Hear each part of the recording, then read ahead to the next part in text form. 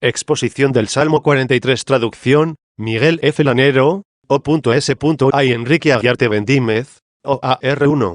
Este salmo, como su título indica, es de los hijos de Coré. Por Coré se entiende calvicie o calavera, y en el Evangelio nos encontramos con que el Señor Jesucristo fue crucificado en el lugar de la calavera 1. Está claro, pues, que este salmo lo cantan los hijos de su pasión. Y tenemos sobre ello un evidente y seguro testimonio del apóstol Pablo. Cuando la iglesia sufría las persecuciones de los gentiles, él toma de aquí un versículo para exhortar a la paciencia y dar consuelo. Esto es lo que cita en su carta: por ti somos entregados a la muerte continuamente, nos tratan como abejas de matanza. 2. Escuchemos, pues, la voz de los mártires en este salmo, y fijaos qué causa tan noble tiene esa voz, cuando dice, por ti. Ya el Señor añadió por causa de la justicia cuando dice, dichosos los que padecen persecución por causa de la justicia. 3. No fuera que cualquier perseguido se gloriase de la pena en sí misma, sin ser por una causa justa. Y por esto mismo exhorta a los suyos con estas palabras, dichosos vosotros cuando os hagan o digan de vosotros esto o aquello por mi causa. En este contexto está la citada frase, por ti sufrimos la muerte continuamente. 2. V.1 merece una seria y profunda reflexión el designio de Dios sobre su pueblo. Primeramente a nuestros padres los patriarcas y a todo aquel pueblo de Israel los sacó de Egipto con mano fuerte. Sumergió en el mar a sus enemigos que los perseguían, los condujo a través de naciones enemigas, los colocó en la tierra prometida, tras haber derrotado a sus adversarios. Les concedió grandes victorias en medio de una multitud enemiga, a pesar de ser un número reducido. Pero luego parece como que tuvo a bien apartarse de su pueblo, para que sus santos sufriesen el estrago de la carnicería y de la muerte, sin que nadie ofreciese resistencia, nadie los defendiera, nadie se lo prohibiera. Como si hubiese apartado el rostro de sus gemidos, como si los hubiera olvidado, como si ya no fuera el Dios que con mano robusta y brazo poderoso libró de Egipto, como ya he dicho, a nuestros padres, es decir, a aquel pueblo con un poder a todas luces manifiesto, y después de vencer y expulsar de su tierra a los gentiles, lo constituyó un reino, con la admiración de todos, porque unos pocos habían vencido a muchos. Es esto lo que se comienza a cantar en este salmo, confesándolo con un gemido. Porque todo esto no sucedió en vano, sino para que podamos comprender por qué ocurrieron estas cosas. Que sucedieron es evidente, porque hay que investigarlo con profundidad. El título no dice solo de los hijos de Coré, sino, para comprensión de los hijos de Coré. Esto se encuentra también en aquel salmo, cuyo primer versículo recitó el mismo Señor desde la cruz, Dios mío, vuélvete hacia mí. ¿Por qué me has desamparado? Representándonos a nosotros en lo que decía, y en su cuerpo, puesto que nosotros somos su cuerpo, y en nuestra cabeza, su grito desde la cruz no fue suyo, sino nuestro. En realidad a él jamás lo abandonó Dios, ni tampoco él se separó del Padre, sino fue por nosotros por lo que dijo esta exclamación, Dios mío, ¿por qué me has abandonado? De hecho continúa así el salmo, lejos de mi salvación están las palabras de mis delitos. Muestra en persona de quienes dijo esto. En él no se podía encontrar delito alguno. De día te grito, continúa el salmo, y no me escuchas. Y de noche, se sobreentiende también, no me escuchas, pero dice, y no lo haces por mi insensatez. 4. Es decir, el no escucharme no es para mi insensatez, sino para que yo comprenda. ¿Qué quiere decir, que no me escucharás para que yo comprenda? ¿Que no me vas a escuchar en lo referente a las cosas temporales, para que yo entienda que de ti se deben desear las eternas? Porque Dios nunca abandona. Incluso cuando te da la impresión de que te ha abandonado, lo que hace es quitarte lo que deseaste incorrectamente, y te enseña lo que debes desear debidamente. Si Dios nos fuera siempre favorable en las prosperidades temporales, de forma que tuviéramos abundancia de todo, y no padeciéramos ningún sufrimiento, ni pasáramos aprieto ni angustia alguna durante el tiempo de nuestra mortalidad, diríamos que estos son los supremos bienes que Dios brinda a sus siervos, y nunca desearíamos de él realidades más sublimes. De ahí que esta vida engañosamente dulce, la mezcla él con amarguras y tribulaciones, para que andemos en busca de la otra que sí es saludablemente dulce. Es decir, para comprensión de los hijos de Coré. Escuchemos, pues, ya el salmo, y en él comprobaremos mejor lo que venimos diciendo. 3. V.2, 3. Oh Dios, nuestros oídos lo oyeron, nuestros padres nos lo han anunciado, la obra que realizaste en sus días, en los días antiguos. impresionados de que en estos días, como si Dios hubiese abandonado a los que quiso probar en los sufrimientos, hacen recuento de los hechos pasados que han oído a sus padres, como diciendo, no nos han transmitido nuestros padres lo que estamos padeciendo. De hecho, en el salmo antes citado dijo esto, en ti esperaron nuestros padres, esperaron y los libraste, pero yo soy un gusano, y no un hombre, oprobio de los hombres y desprecio del pueblo. 5. Ellos esperaron y los libraste. ¿No he esperado también yo y me has abandonado? Ha sido en vano mi esperanza en ti, e inútilmente está escrito mi nombre en tu presencia, y el tuyo grabado en mí. Esto es lo que nos han transmitido nuestros padres. Tu mano dispersó a los gentiles y los plantaste a ellos.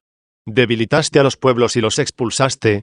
Es decir, arrojaste a pueblos de su propia tierra, para introducir y establecerlos a ellos, para afianzar su reino por tu misericordia.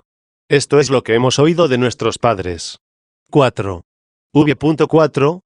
Pero quizá fueron capaces de todo esto porque eran fuertes, combativos, invictos, entrenados, belicosos.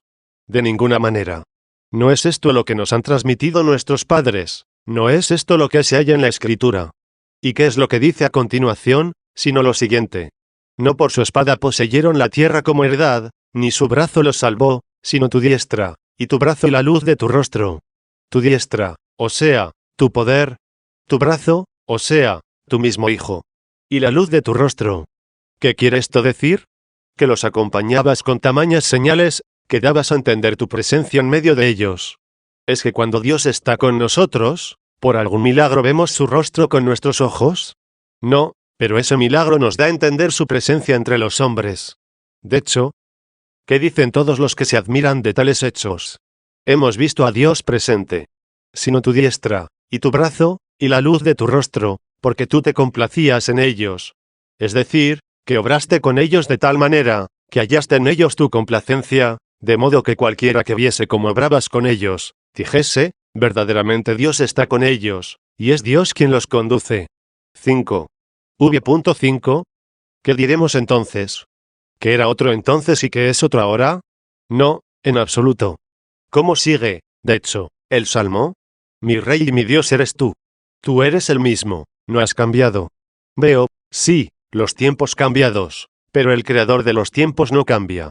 Mi Rey y mi Dios eres tú. Tú sueles conducirme, gobernarme y socorrerme. Que envías la salvación a Jacob. ¿Qué significa que envías?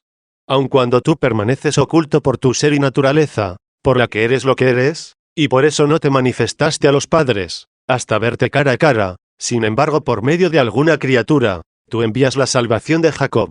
La visión cara a cara está reservada a los liberados en la resurrección. Y aquellos padres, incluso del Nuevo Testamento, aunque hayan visto revelados tus misterios, y los hayan anunciado como misterios desvelados, sin embargo dijeron que los veían como en un espejo y en enigma, que la visión como tal, cara a cara, estaba reservada para el futuro. 6. Cuando llegue lo que dice el apóstol, vosotros estáis muertos, y vuestra vida está escondida con Cristo en Dios. Pero cuando se manifieste Cristo, vuestra vida, entonces también vosotros os manifestaréis con Él en gloria. 7. Se nos reserva, pues, para entonces la visión aquella cara a cara, de la que también Juan dice, queridos, somos hijos de Dios, y todavía no se ha manifestado lo que seremos. Sabemos que cuando se manifieste, seremos semejantes a Él, porque le veremos tal cual es. 8. Y aunque entonces nuestros padres no te vieron cara a cara tal como tú eres, y esta visión se reserva para la resurrección, por más que los ángeles estuvieron presentes, tú envías la salvación a Jacob. No solo te haces presente tú mismo, sino también, aunque lo hagas por medio de cualquiera de tus criaturas, envías para la salvación de tus siervos, lo que realizas por ti mismo. Y es por la salvación de tus siervos lo que se realiza por medio de quienes tú envías. Ahora bien, siendo tú mi Rey y mi Dios, y enviando la salvación a Jacob. ¿Por qué estamos padeciendo ahora todo esto? 6. V.6. Podría ser que se nos han narrado únicamente los hechos pasados, pero nada hay que esperar semejante en el futuro. No, al contrario, hay que esperarlo. Con tu auxilio aventaremos a nuestros enemigos. Luego nuestros padres nos contaron las obras realizadas en sus días y en la antigüedad.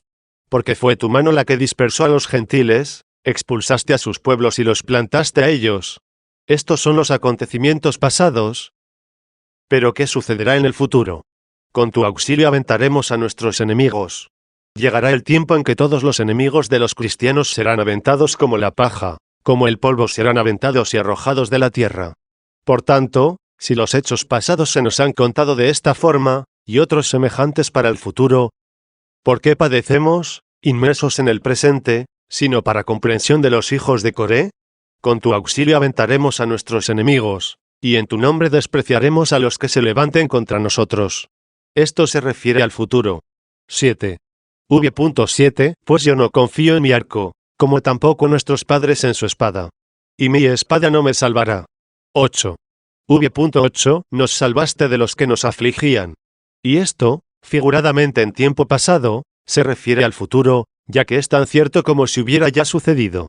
Mirad por qué los profetas la mayoría de las veces expresan los hechos como ya sucedidos, cuando en realidad están anunciando algo futuro, aún no sucedido. Por ejemplo, refiriéndose a la pasión del Señor mismo, se anunciaba como futura, y se dice, sin embargo, han taladrado mis manos y mis pies, y han contado todos mis huesos. No dijo, taladrarán y contarán. Ellos me miraron y me observaron. No dice, me mirarán y observarán. Se repartieron mis vestiduras 9. No dice que se las repartirán. Todo esto se dice en forma de pretérito, cuando en realidad sucederá en el futuro. La razón es que para Dios el futuro es tan cierto como las cosas ya pasadas. Para nosotros lo cierto es lo ya sucedido. El futuro es incierto. Sabemos algo de lo ya sucedido, y que no es posible que no haya sucedido lo que ya sucedió.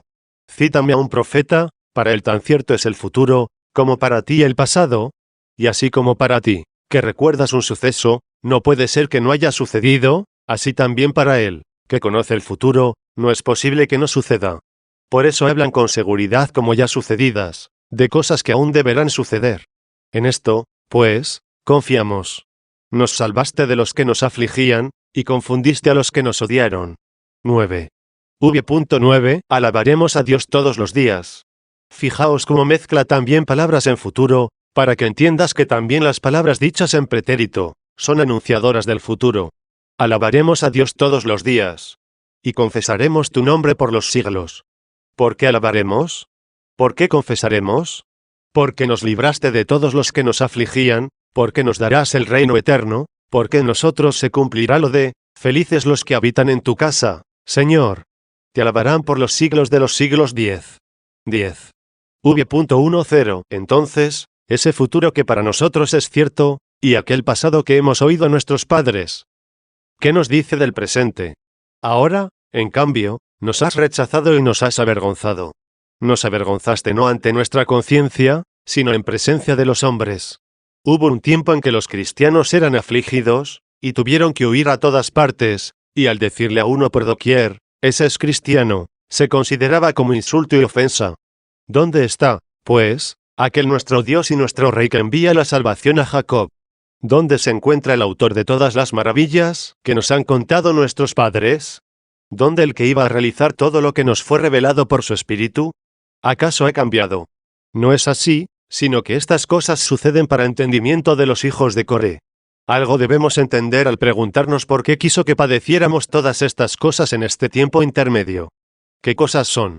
Ahora, en cambio, nos has rechazado y nos has avergonzado, y ya no sales, oh Dios, con nuestras tropas. Marchamos contra nuestros enemigos, ¿y tú no vienes con nosotros? Llegamos hasta ellos, nos vencen, siendo nosotros débiles. ¿Dónde está aquella tu fortaleza? ¿Dónde está tu diestra y tu poder? ¿Dónde el mar desecado? ¿Dónde los egipcios perseguidores, hundidos en el oleaje? ¿Dónde el enemigo Amalek, vencido con el signo de la cruz? Y ya no sales, oh Dios, con nuestras tropas. 11. V.11 Nos hiciste volver, nosotros detrás, delante nuestros enemigos, como si ellos fueran delante y nosotros detrás, ellos victoriosos y nosotros como vencidos. Y los que nos odiaban, nos saquearon. ¿Qué fue lo que saquearon, sino a nosotros? 12. V.12 Nos entregaste como abejas para ser comidas, y nos has dispersado por las naciones. Hemos sido comidos por las naciones.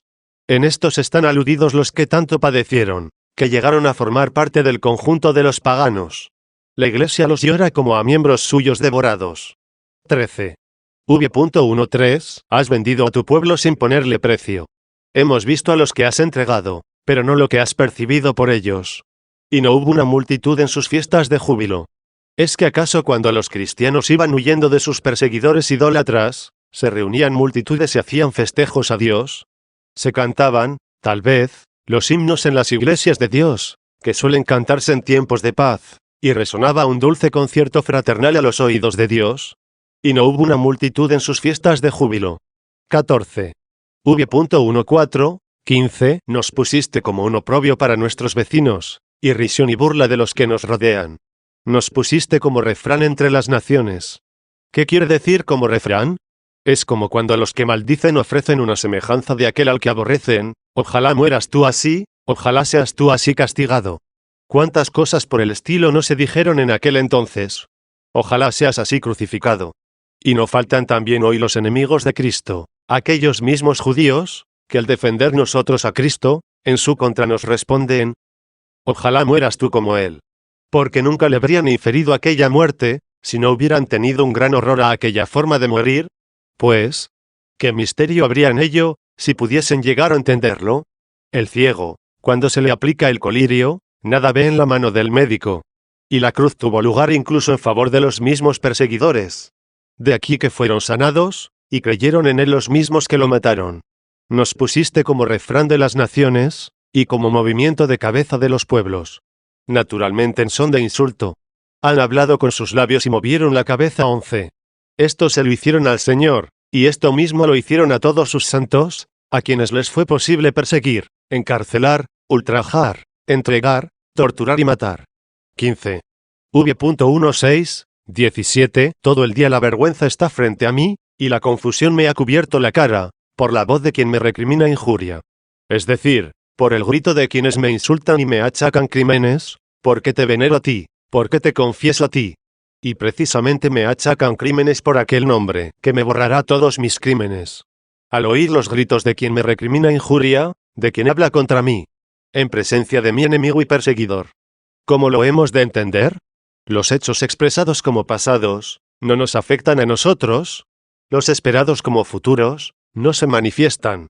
Del pasado, por ejemplo, la manifestación grande de tu gloria, cuando el pueblo fue sacado de Egipto, liberado de sus perseguidores, conducido a través de naciones, y colocado en el reino, tras la expulsión de los gentiles. Y del futuro.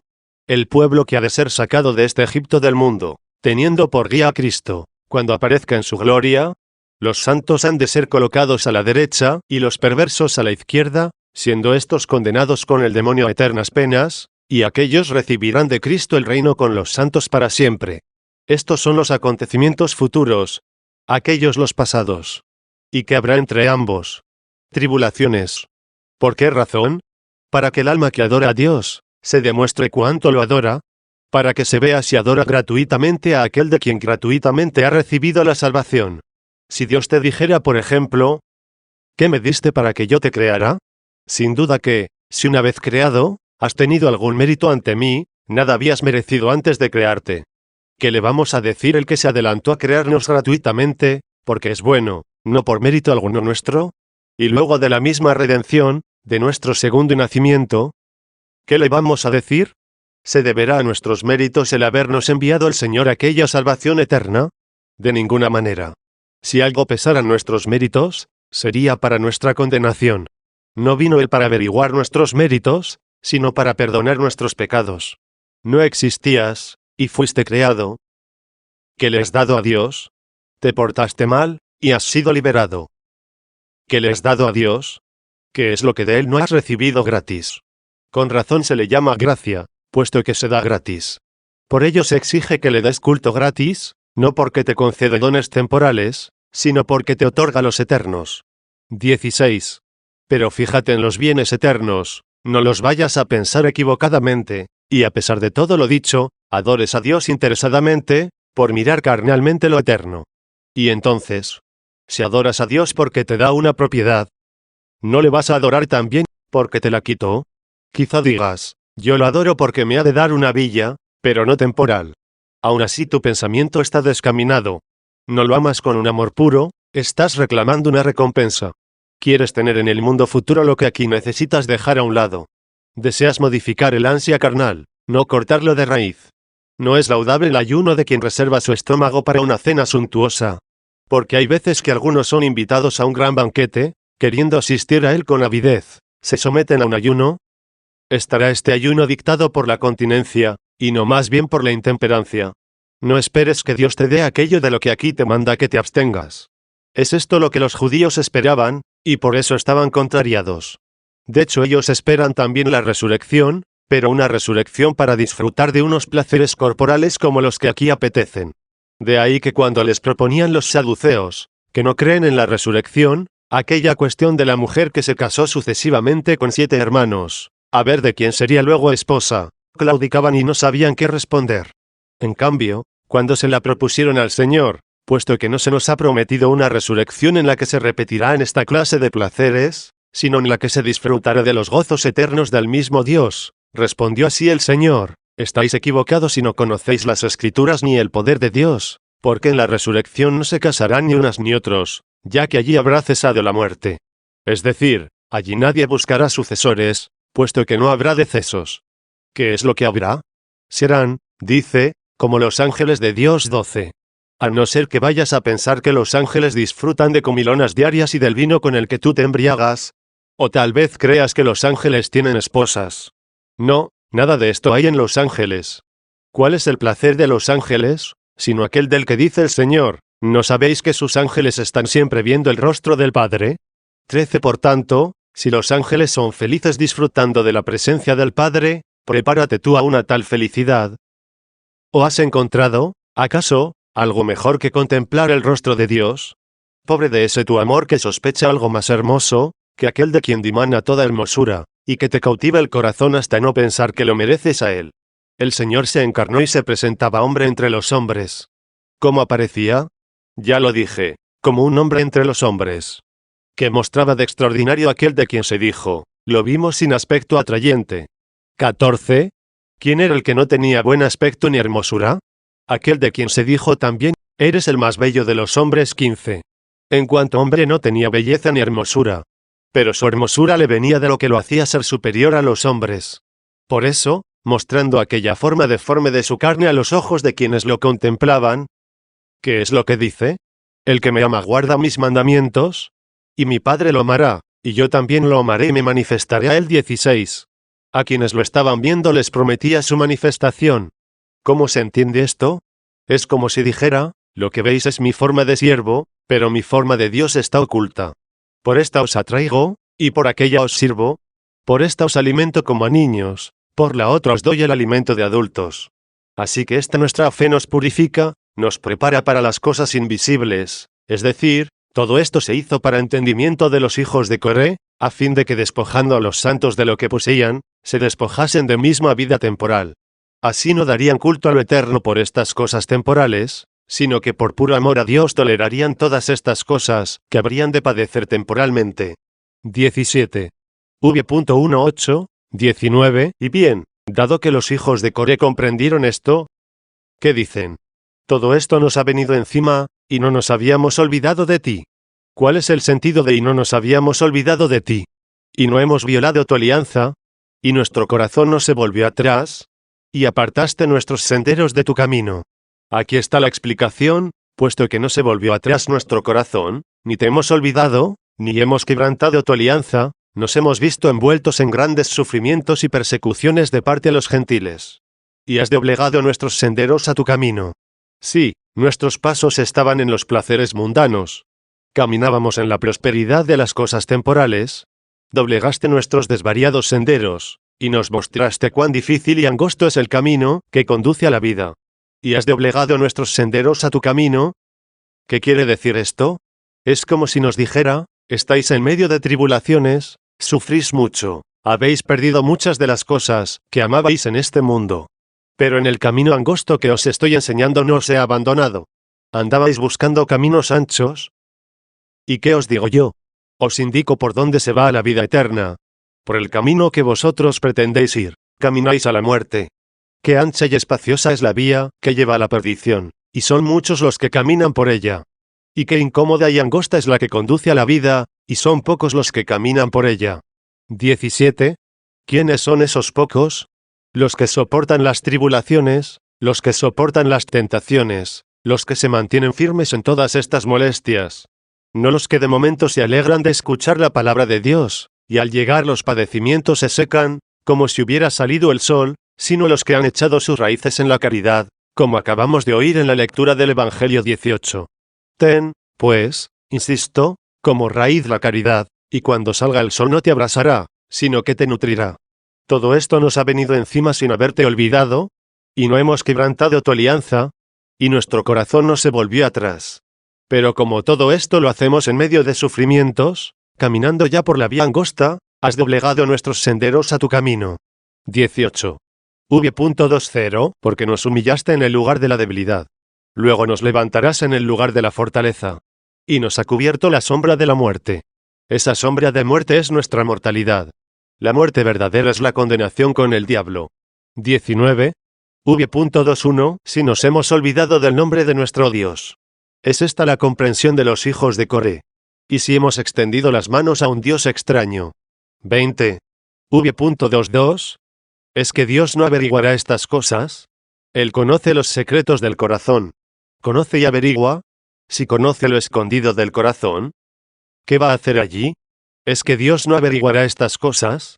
Conoce por sí mismo. Averigua por nosotros. Sí, porque a veces Él averigua y dice que ha conocido lo que quiere hacerte conocer. Te manifiesta su obra, no su conocimiento. Muchas veces decimos nosotros cuando está despejado, ¡qué día tan alegre! ¿Es que el día se goza de ello? No, pero lo llamamos alegre porque nos alegra a nosotros. También decimos, ¡qué cielo tan triste! Y no es que haya en las nubes un sentimiento así. Somos los hombres, que al ver el aspecto de cielo nublado, entristecemos el rostro, y por eso le llamamos triste, porque origina tristeza. Pues bien, se dice que Dios conoce, cuando nos hace conocer. Le dice Dios a Abraham, ahora conozco que temes a Dios 19. Antes no lo tenía ya conocido. Pero es el mismo Abraham quien no se conocía a sí mismo, ya que en la misma prueba fue donde él mismo se conoció. ¿Cuántas veces el hombre piensa que puede lo que no puede, o al revés, piensa que no puede lo que realmente puede? Entonces le llega, por designio divino, una interrogación, y por esta interrogación las cosas se le aclaran. Es cuando se dice que Dios ha conocido lo que le hizo conocer a él. ¿Acaso Pedro se conocía a sí mismo, cuando le afirmó al médico, estoy dispuesto a ir contigo hasta la muerte? 20 Le toma el pulso el médico, y conoció lo que pasaba en el interior del enfermo, cosa que el enfermo ignoraba. Se le acerca la tentación, y el médico demostró su afirmación. Es entonces cuando el enfermo perdió su presunción. Es así como Dios conoce y averigua. Conoce. ¿Y cómo es su averiguación? Es por ti, para que te encuentres a ti mismo y des gracias a Dios que te ha creado. ¿Es que Dios no averiguará estas cosas? 21. Él conoce los secretos del corazón. ¿Qué significa que conoce los secretos? ¿De qué secretos se trata? Por ti somos degollados cada día, nos tratan como abejas de matanza. Tú puedes ver que un hombre es llevado a la muerte, pero desconoces los motivos. Dios sí los conoce, y es algo que está en lo secreto. Pero me dirá alguien, mira cómo es apresado por el nombre de Cristo, confiesa el nombre de Cristo. ¿O es que los herejes no confiesan el nombre de Cristo, y no mueren por él? No, no es esto. ¿Creéis, acaso, que en la misma Iglesia, en la católica, no ha habido, o no puede haber quienes padezcan, por razones de gloria humana? Si así fuese, no diría el apóstol, aunque entregase mi cuerpo a las llamas, si no tengo caridad, de nada me sirve. 21. Sabía de sobra que podía haber quienes hicieran esto por jactancia, no por amor. Quedemos, pues, en que es algo oculto. Solo Dios lo ve, nosotros no podemos. Solo Él puede ser juez, pues es el que conoce los secretos del corazón. Por ti somos degollados cada día, nos tratan como abejas de matanza. Ya dije que el apóstol Pablo aduce este testimonio para exhortar a los mártires, no fueran a desfallecer en los sufrimientos recibidos por el nombre de Cristo. 22. V.23 Despiértate, Señor. ¿Por qué duermes? ¿A quién se lo dice? ¿Quién lo dice? ¿No tendremos que decir más bien que está durmiendo y roncando el que habla de esta manera? Despiértate, Señor. ¿Por qué duermes? Pero te responderá, sé muy bien lo que digo. Soy consciente de que no duerme el guardián de Israel. Sin embargo, los mártires claman, despiértate, Señor. ¿Por qué duermes? Oh Señor Jesús, tú fuiste muerto, te dormiste en la pasión, y ya estás resucitado para nosotros. ¿Por qué resucitaste? Los gentiles que nos persigan te creen muerto, no creen que has resucitado. Despierta, pues, para ellos también. ¿Por qué duermes, no para nosotros, sino para ellos? Si ellos creyeran que ya has resucitado, ¿cómo iban a perseguir a los que en ti creen? Pero, ¿por qué los persiguen? Aniquila, dirían, mata a todos esos que creen en ti, un muerto cualquiera, de muerte ignominiosa.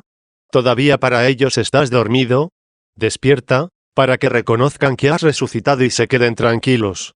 Sucede, en fin, que mientras los mártires mueren y se expresan así, están dormidos, y despiertan a Cristo, que duerme realmente para sus sueños. De alguna manera Cristo resucitó entre los gentiles, que es tanto como decir que han creído que está resucitado, y así poco a poco también ellos creyendo se ha convertido a Cristo, formando una gran multitud, a la que temieron los perseguidores, cesando en sus persecuciones. ¿Por qué? Porque entre los gentiles resucitó Cristo, que estaba dormido antes de que creyeran. Levántate, no nos rechaces para siempre. 23. V.24. ¿Por qué apartas tu rostro? Como si estuvieras ausente, como si te hubieras olvidado de nosotros. Te olvidas de nuestra miseria y de nuestra tribulación. 24. V.25. Porque nuestra alma está humillada hasta el polvo. ¿Dónde está humillada? En el polvo, es decir, el mismo polvo nos persigue. Nos persiguen aquellos de quienes dijiste, no así los impíos, no así. Serán como el polvo que el viento arrebata de la superficie de la tierra. 22. Nuestra alma está humillada hasta el polvo. Nuestro vientre está pegado al suelo. Me da la impresión de que ha expresado una pena de extremada humillación, en la que cuando uno se postra, toca la tierra con su vientre. Porque el que se humilla hincando sus rodillas, todavía se puede humillar más. Pero el que se humilla hasta pegar la tierra con su vientre, ya no es posible humillarse más. Pretender ir más adelante sería no ya humillarse, sino enterrarse. Esto es lo que quizá pretendió decir, estamos humillados hasta el extremo en este polvo, ya no podemos humillarnos más. La humillación llegó al sumo. Que llegue ya la conmiseración. 25. ¿O se trata, hermanos, de que en esta voz la Iglesia se lamenta de aquellos a quienes los perseguidores lograron persuadir y hacer caer en la impiedad, de forma que los que perseveraron llegaron a decir esto mismo, nuestra alma está humillada hasta el polvo? Es decir, entre las manos de este polvo, en manos de los impíos y perseguidores, nuestra alma está humillada hasta el polvo, para que te invoquemos y nos mandes tu auxilio en la tribulación, pero nuestro vientre está pegado al suelo, en otras palabras, nuestro vientre consintió en la impiedad de este polvo. Este es el sentido de está pegado. Porque cuando amas, y ardes de caridad, con toda razón dices a Dios, mi alma está pegada a ti. 23. Y también, para mí lo bueno es adherirme a Dios. 24. Es entonces cuando estás pegado a Dios, cuando le das a Dios tu consentimiento. No sin razón se dice de este vientre, que está pegado al suelo, ahí están expresados quienes por no soportar la persecución, se rindieron a los impíos. Es así como se pegaron a la tierra. ¿Y por qué se les llamó al vientre? Sino porque son carnales. Y así la boca de la Iglesia son los santos, los espirituales, mientras que el vientre son los carnales. Por eso la boca está en lo alto, y el vientre está escondido, como algo más flojo y débil. Esto es lo que quiere significar en cierto pasaje la Escritura, donde dice de alguien que recibió un libro, y el tal libro, dice, me resultó dulce al paladar, y amargo en mi vientre. 25. ¿Qué significa esto? Sino que los preceptos más subidos, que perciben los espirituales, y no así los carnales, y de los cuales se gozan los espirituales, y se contristan los carnales. ¿Cuál es, hermanos, el contenido de este libro? Vende todo lo que tienes y dáselo a los pobres. Qué dulce le resulta esto al paladar de la Iglesia. Y lo han puesto en práctica todos los que son espirituales. En cambio a un carnal, cualquier cosa que le digas, haz esto, se aparta triste de ti, como se apartó del Señor aquel rico. 26, antes que poner en práctica lo que se le dijo. ¿Cuál fue la razón para marcharse triste? Sino que el libro aquel le resultó dulce al paladar, pero amargo en el estómago.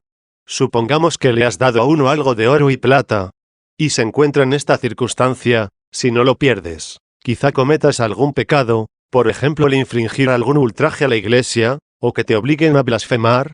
Puesto en esta angustiosa disyuntiva de perjudicarte en tu dinero, o de quebrantar la justicia, se te dice, quédate más bien sin tu dinero, antes que perder tu justicia. Pero tú, a quien la justicia no te sabe dulce en la boca, sino que estás débil en aquellos miembros que la Iglesia tiene como vientre, bien a tu pesar eliges perder algo de tu justicia, antes que perder ni una sola moneda de tu dinero. Con lo cual te causas un daño más grave. Tienes, sí, llena la bolsa, pero vacío el corazón. A estos tal vez se refiera la frase, nuestro vientre está adherido a la tierra. 26. V.26, levántate, Señor, ayúdanos. Y así fue, carísimos, se levantó y prestó su ayuda. Pues cuando se levantó, es decir, cuando resucitó y se dio a conocer a las naciones, al cesar las persecuciones, incluso los que estaban adheridos a la tierra, fueron despegados de ella, y haciendo penitencia se reincorporaron al cuerpo de Cristo, a pesar de su debilidad, a pesar de su imperfección, para que se cumpliera en ellos lo de, tus ojos vieron mis imperfecciones, todas estaban escritas en tu libro 27. Levántate, Señor, ayúdanos, y redímenos por tu nombre. Es decir, gratuitamente, por tu nombre, no por mis méritos, porque te has dignado realizarlo, no porque yo sea digno de que me lo hagas. De hecho, si esto mismo de no habernos olvidado de ti, y nuestro corazón nos echó atrás, el no haber extendido nuestras manos a un Dios extraño, sin tu ayuda, ¿cómo habríamos podido hacerlo? Si tú, interiormente no nos hubieras sugerido y exhortado, sin abandonarnos, ¿de dónde habríamos sacado la fuerza para ello? Por lo tanto, sea soportando adversidades, sea gozando de prosperidad, redímenos. No por mérito propio nuestro, sino por tu nombre,